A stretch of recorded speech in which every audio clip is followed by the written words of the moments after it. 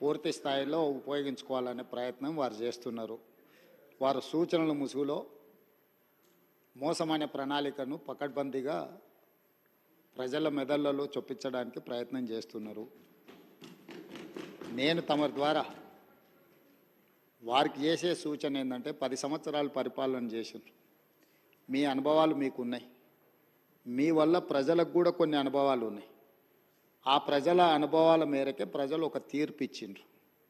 10 సంవత్సరాలు ఏలిన మీరు 10 నెలలు కూడా పూర్తి చేసుకొని ప్రభుత్వం మీద కొన్ని వందల ఆరోపణలు చేస్తున్నారు. నాకేం అభ్యంతరం లేదు. అది మీ విజ్ఞత, మీ అవగాహన.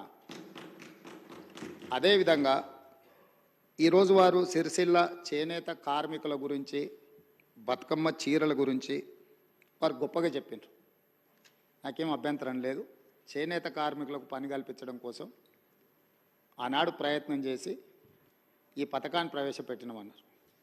2017-18లో నాకు తెలిసినంత వరకు మొట్టమొదట ఈ చేనేత కార్మికులకు బతుకమ్మ చీరల పథకాన్ని ప్రవేశపెట్టారు. నేను సూటిగా వారిని అడుగుతున్న ఒకటే మాట, అక్కడ ఇక్కడ డొంక తిరుగుడు కాకుండా మీరు ఈ పథకాన్ని ప్రారంభించిన సంవత్సరం మీరు సిరిసిల్లలో నేత కార్మికులకు పనిచ్చి బతుకమ్మ చీరలు తీసుకొచ్చి ఆడబిడ్డలకు పంచిపెట్టినరా, లేకపోతే మీ బినామీలకు కాంట్రాక్ట్లు ఇచ్చి సూరత్ వెళ్ళి సూరత్లో మీ తూకం కింద చీరలు తీసుకొచ్చి చీరల సైజు కంటే సైజు తక్కువ కట్ చేసి దండి కొట్టి ఆడబిడ్డలకు పంచిపెడితే ఆడబిడ్డలు తిరుగుబాటు చేసి ఇవి బతుకమ్మ చీరలు ఆడబిడ్డలు కట్టుకునేటివి కావు అని చెప్పి ఆడబిడ్డలు తిరుగుబాటు చేసిన మాట వాస్తవం కాదా? తమరి ద్వారా వారిని నేను ఏమడగదలుచుకున్నా అంటే ఒకటే మాట, స్ట్రైట్గా సమాధానం. మీరు పథకం ప్రారంభించిన రోజు పేదలకు ఇచ్చిన చీరలు సిరిసిల్ల చేనేత కార్మికులు నేసినాయా? సూరత్కి వెళ్ళి కిలోల కింద తూకంలో కొనుక్కొచ్చి కమిషన్లు కొట్టి పేదలను మోసం చేసిండ్రా లేదా వారు చెప్పాలి. నెంబర్ 1 అధ్యక్ష. నెంబర్ 2, వారు అధికారం కోల్పోయేటప్పటికి మీరు అదే సిరిసిల్ల చేనేత కార్మికులకు 275 కోట్ల రూపాయలు బతుకమ్మ చీరల బకాయిలు పెడితే మా ప్రభుత్వం వచ్చిన తర్వాత మా మంత్రి పొన్నం ప్రభాకర్ గారు, మా ఆది శ్రీనివాస్ గారు వస్తే 100 కోట్ల రూపాయల బకాయిలు విడుదల చేసింది నేనా కాదా? ఓసారి రికార్డులు చూసుకోవాలి అధ్యక్ష. అదేవిధంగా అధ్యక్ష, అదేవిధంగా ఎయిర్పోర్టుకు మెట్రో రైల్ గురించి చాలా విషయాలు వారు మాట్లాడినరు. దాన్ని మళ్ళా ఇంకొక సందర్భంలో నేను వివరంగా చెప్తాను దాని మీద. కానీ వారిని నేను అడిగే ప్రశ్న, ఎంఎంటీఎస్ శంషాబాద్ దగ్గర ఉమ్నాబాద్ వరకు ఎంఎంటీఎస్ వచ్చింది. కేంద్ర ప్రభుత్వము ఎంఎంటీఎస్ను ఎయిర్పోర్టు లోపలికి అనుమతించండి, ఈ 2.5 కిలోమీటర్లు ఎంఎంటీఎస్ను ఎయిర్పోర్ట్లోకి అనుమతిస్తే సామాన్యమైన పేదలకు రవాణా సౌకర్యం ఏర్పడుతుంది. హైదరాబాద్ మహానగరాన్ని నుంచి అంతర్జాతీయ ఎయిర్పోర్ట్కు ఎంఎంటీఎస్ ఏర్పాటు చేస్తామని కేంద్ర ప్రభుత్వం దాదాపుగా 7 సంవత్సరాలు 2.5 కిలోమీటర్లు భూమి ఆ ఎంఎంటీఎస్ నిర్మించడానికి అడిగితే మేము ఇవ్వము, ఈ పథకమే అక్కర్లేదు అని ఎంఏయుడి మినిస్టర్గా ముఖ్యమంత్రిగా చంద్రశేఖరరావు గారు, తారక రామారావు గారు కేంద్ర ప్రభుత్వం అతి తక్కువ ఖర్చుతో అంతర్జాతీయ ఎయిర్పోర్ట్కు ఎంఎంటీఎస్ నిర్మిస్తామంటే వద్దని తిరస్కరించిన మాట వాస్తవమా కాదా? ఒకవేళ మీరు కాదు అంటే ఆ వివరాలు అన్నీ కూడా తీసుకొచ్చి సభలో పెట్టి సభ ద్వారా తెలంగాణ ప్రజలందరికీ కూడా వారు ఎందుకోసం ఎంఎంటీఎస్ పేదలకు ఉపయోగపడే జస్ట్ 2.5 కిలోమీటర్స్ ఉమ్నాబాద్ నుంచి ఎయిర్పోర్ట్ లోపలికి అనుమతి ఇవ్వకపోవడానికి గల కారణము, దీని వెనకాల ఉన్న కుట్ర, దీని వెనకాల ఉన్న ఆర్థిక రాజకీయ ప్రయోజనము ఏందనేది కూడా ఈరోజు తెలంగాణ ప్రజలకు తెలవాలి. మూడవది, ఈరోజు ముచ్చర్ల దగ్గర భూసేకరణకు సంబంధించి వారికి వారే ఊహించుకుంటుండ్రు, వారికి వారే కాయించుకుంటుండ్రు, వారికి వారే రెచ్చగొట్టే ప్రయత్నం చేస్తున్నారు, వారికి వారే భూసేకరణలో కండిషన్స్ పెట్టినమంటుండ్రు. మళ్ళీ ఇవన్నీ చెప్తూనే మీరు న్యూయార్క్ చేయండి, మీరు డల్లాస్ చేయండి, నేను ఎప్పుడూ మీలాక ఓల్డ్ సిటీని ఇస్తాంబుల్ చేస్తా అని, వరంగల్ని లండన్ చేస్తా అని, కరీంనగర్ని న్యూయార్క్ని చేస్తా అని ఇట్లాంటి అబద్ధాలు నేను ఎప్పుడు చెప్పలే. ట్యాంక్ బండులో నీళ్లను కొబ్బరి నీళ్ళలాగా చేసి ఎత్తుకొని తాగేటట్టు చేస్తా అని నేను ఎప్పుడు చెప్పలేదు అధ్యక్ష. నేను స్పష్టంగా తమరి ద్వారా వారికి ఏమైనా అనుమానం ఉంటే ఈరోజు అక్కడ భూసేకరణకు సంబంధించి ఫార్మాసిటీతో పాటు అలైడ్ ఇండస్ట్రీస్ కోసం భూసేకరణ చేస్తున్నాం నోటిఫికేషన్లు ఇచ్చిండ్రు. కావాలంటే ఆ నోటిఫికేషన్ నేను అధికారులకు చెప్పి తెప్పిస్తాను. దాంట్లో ఉన్న కండిషన్స్ ఏంది, ఏ మేరకు అక్కడ భూసేకరణ జరిగింది, భూసేకరణకు నోటిఫికేషన్ ఇచ్చిండ్రు అనే దాన్ని నేను స్పష్టంగా వారికి చెప్తాను అధ్యక్ష.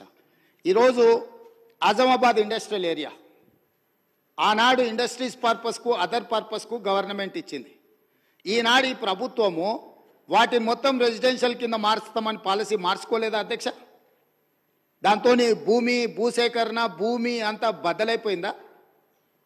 ఈరోజు ప్రభుత్వం ఫార్మా అండ్ అలైడ్ ఇండస్ట్రీస్తో పాటు అక్కడ నేను తమ ద్వారా వారికి ఈ మహానగరంలో పెట్టుబడులు పెట్టే పెద్ద కంపెనీలకు ఉద్యోగ ఉపాధి అవకాశాలు కల్పించే సంస్థలకు నేను చెప్పదలుచుకున్నా.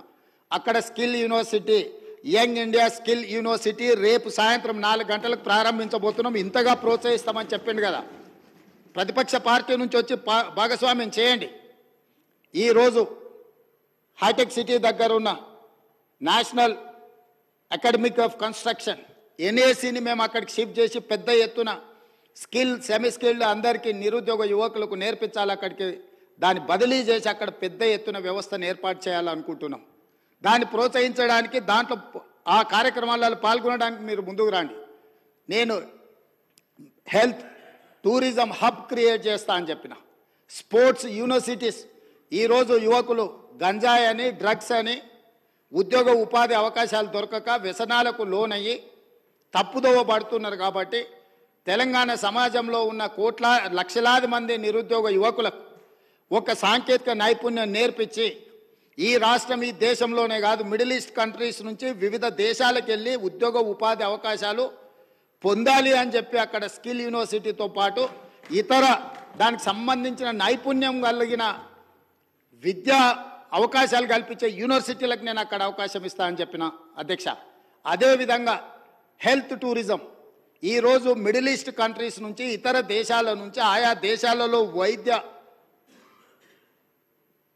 పరిస్థితులు లేక అక్కడ వసతులు లేక ఈరోజు భారతదేశంలో ముఖ్యంగా హెల్త్ సిటీగా డెవలప్ అయిన హైదరాబాద్కి వేలాది మంది ఇక్కడికి రావాలనుకుంటున్నారు అధ్యక్ష.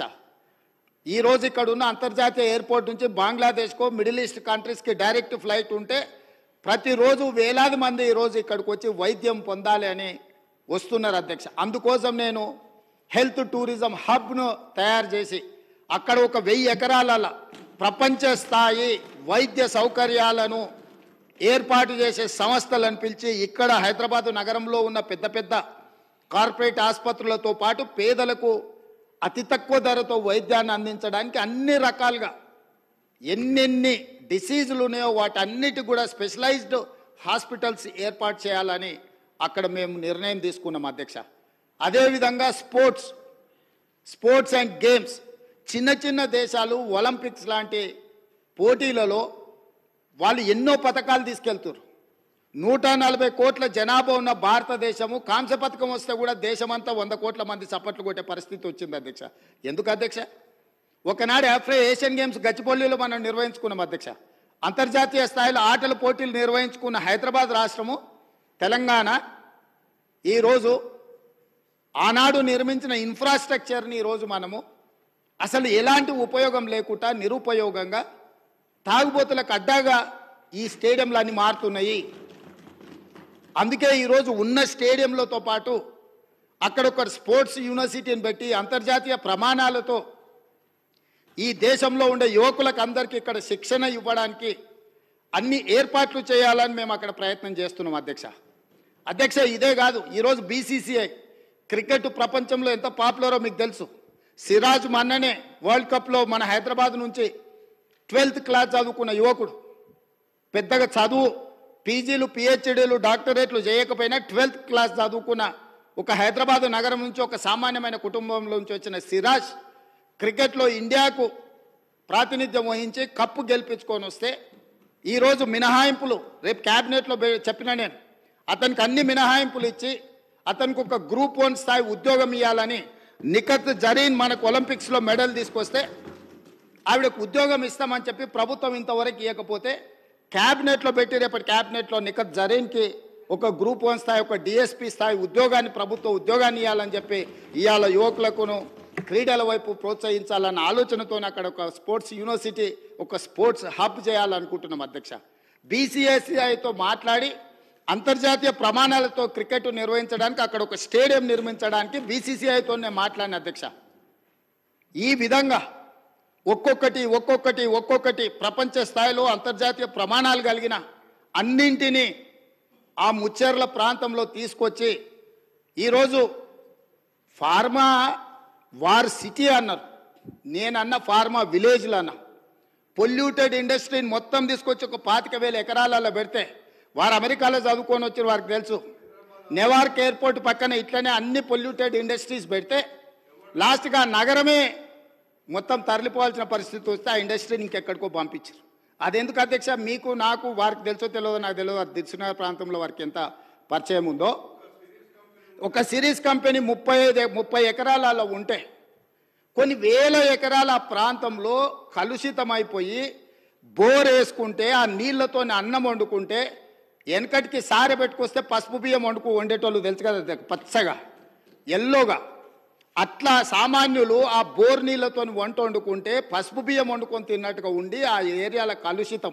కేవలం 30 ఎకరాలలో ఉన్న సిరీస్ ఫ్యాక్టరీతోని మొత్తం చైతన్యపురి దిల్సుకున్నారు. ఆ ప్రాంతమే పూర్తిగా కలుషితం అయిపోయింది అధ్యక్ష. ఆ ఫ్యాక్టరీని తొలగిస్తే కానీ తొలగించినాక ఈరోజు కూడా ఇంకా భూమిలో ఆ కలుషితం ఇంకా కొనసాగుతూనే ఉంది అధ్యక్ష.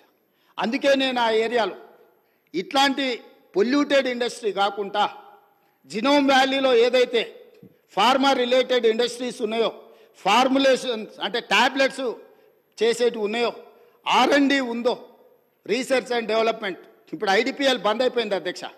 ఇట్లాంటివన్నిటిని కూడా అక్కడ ఒక 4,000 ఎకరాలలో ఒక అద్భుతంగా ప్రపంచానికి ఇవాళ వ్యాక్సిన్, కోవిడ్ వ్యాక్సిన్ ఎవరు తయారు చేసిండ్రు అధ్యక్ష? ప్రపంచంలో 4 వ్యాక్సిన్లు ఉంటే 3 వ్యాక్సిన్లు మనం తయారు చేసినాం అధ్యక్ష. భారతదేశంలో 4 వ్యాక్సిన్లు వస్తే 3 మన దగ్గర ఉన్నాయి, ఒకటి పూణే నుంచి వచ్చింది. సో ఈరోజు ఫార్మాకి మనం అధ్యక్ష. అదేవిధంగా మా మిత్రుడు శ్రీధర్ బాబు గారు ఉన్నారు. ఇవాళ ఆర్టిఫిషియల్ ఇంటెలిజెన్స్ ఈరోజు ప్రపంచాన్నే ఏలుతుంది. ఈరోజు ఏం కావాలన్నా అద్భుతాలు సృష్టిస్తుంది. ఆర్టిఫిషియల్ ఇంటెలిజెన్స్ ఈరోజు అగ్రికల్చర్కి అగ్రికల్చర్ కూడా మొత్తం దాన్ని అనుసంధానం చేసి ఇతర వృత్తులకు అనుసంధానం చేసి ఈరోజు ప్రపంచం అంతా ఐటీ రంగం నుంచి ఆర్టిఫిషియల్ ఇంటెలిజెన్స్ అటువైపు వెళ్తున్నది అధ్యక్ష. అక్కడ 200 ఎకరాల ఒక ఆర్టిఫిషియల్ ఇంటెలిజెన్స్ హబ్ను పెట్టి ప్రపంచ స్థాయిలో పేరుగాంచిన సంస్థలను అక్కడ తీసుకొచ్చి అక్కడ ఏర్పాటు చేయాలని మేము ప్రయత్నం చేస్తున్నాం అధ్యక్ష. రోజుకు 18 గంటల అధికారులను సమన్వయం చేసుకుంటూ ప్రపంచంలో ఉన్న ప్రతి ఒక్కరిని మేము సంప్రదిస్తూ ముందుకెళ్తున్నాం.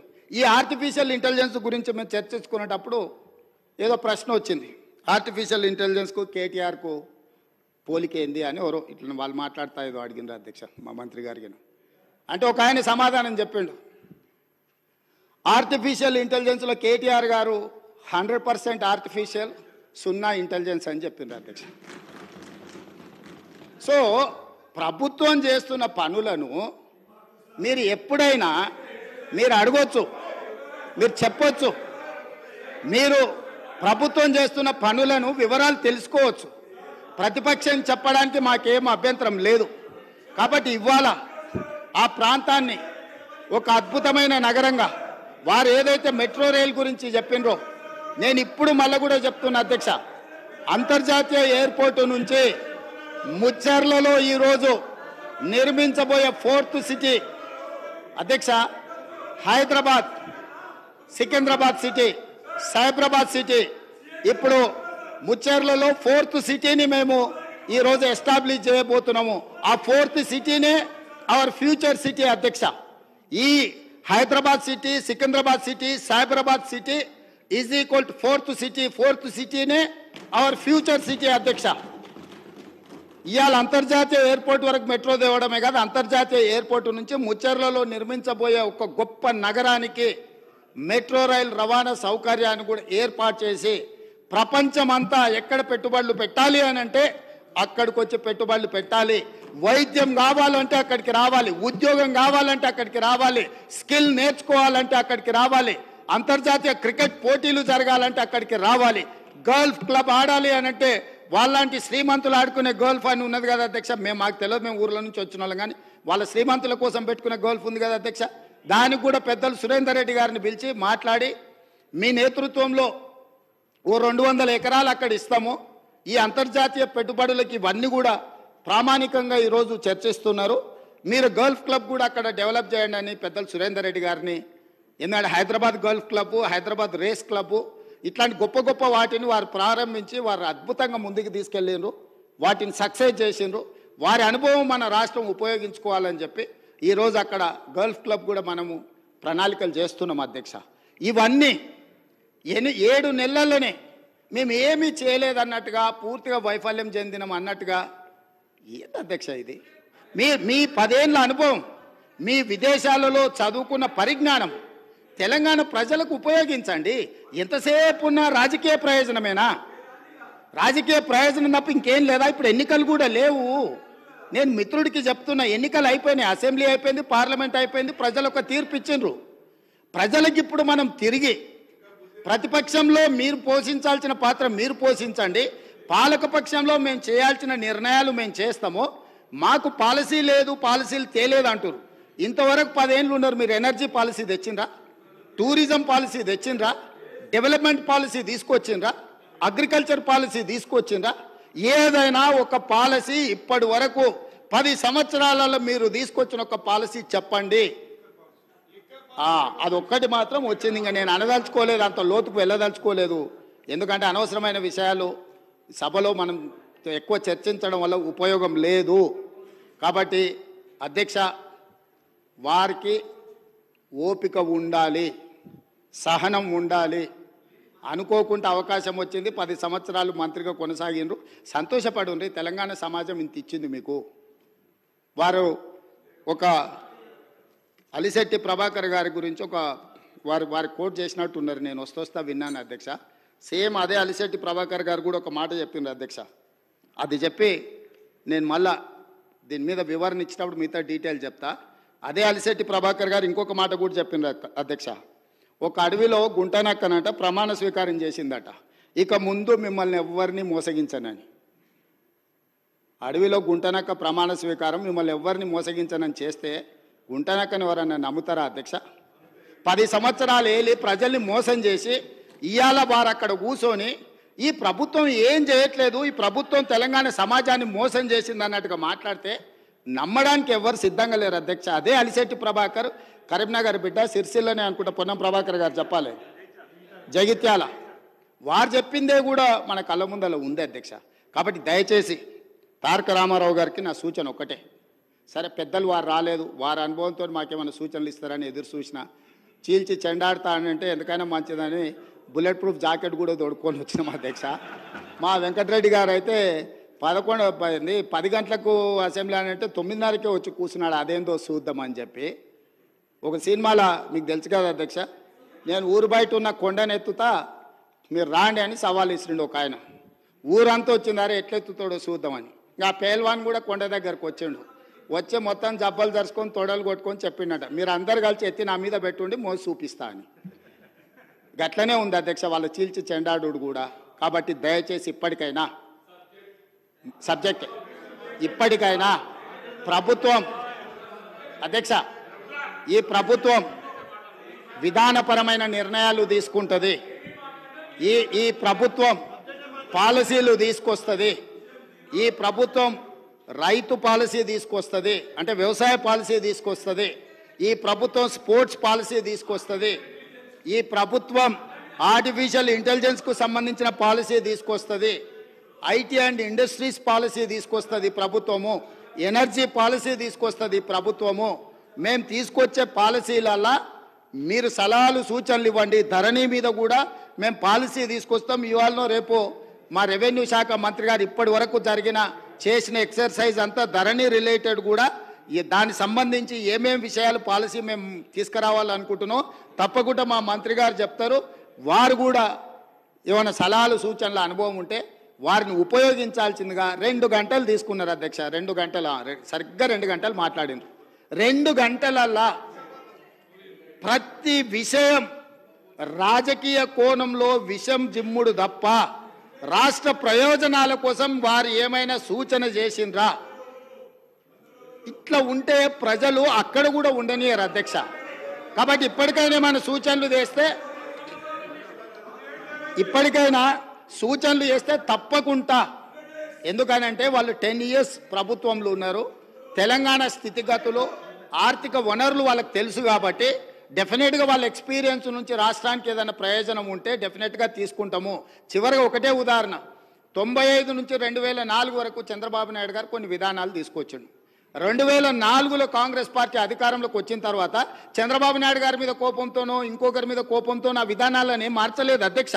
వాటిని ఇంకా పెంపొందించి విస్తరించి ప్రణాళికబద్ధంగా దాని మీద మెరుగైన విధానాలు తీసుకొచ్చి అభివృద్ధి చేసింది కాబట్టి హైదరాబాద్కు మెట్రో వచ్చింది, హైదరాబాద్కు ఔటర్ రింగ్ రోడ్ వచ్చింది, హైదరాబాద్కి అంతర్జాతీయ ఎయిర్పోర్ట్ వచ్చింది, హైదరాబాద్కి ఐటీ కంపెనీలు వచ్చినాయి, హైదరాబాద్కు ఫార్మా కంపెనీలు వచ్చినాయి, హైదరాబాద్కి గోదావరి జలాలు వచ్చినాయి, హైదరాబాద్కి కృష్ణా జలాలు వచ్చినాయి అధ్యక్ష. వాళ్ళు నిజంగానే ఉపయోగపడే పాలసీ ఏదైనా తెస్తే కొనసాగించడానికి అభ్యంతరం లేదు. మేము తెచ్చిన పాలసీల మీద వారేమైనా సూచన చేస్తే సహేతుకమైన సూచనలు సలహాలు తీసుకోవడానికి కూడా మా ప్రభుత్వానికి ఎలాంటి అభ్యంతరం లేదని తమ ద్వారా ప్రతిపక్ష నాయకులకు నేను చెప్పదలుచుకున్నా అధ్యక్ష.